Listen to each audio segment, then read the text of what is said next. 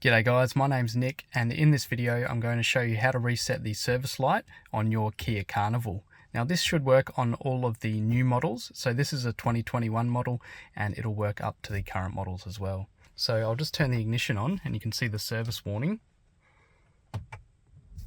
So just down here on the instrument panel you can see the service warning should pop up. So our service is due.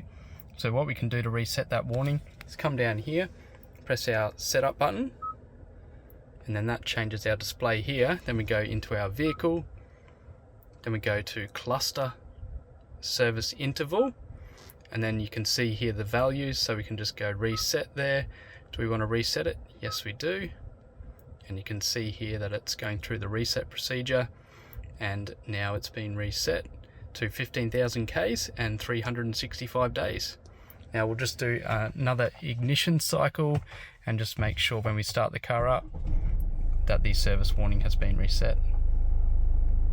Perfect. There you go guys. If this video helped you reset your service light on your Kia Carnival, please give it a big thumbs up and subscribe to my channel. Cheers guys.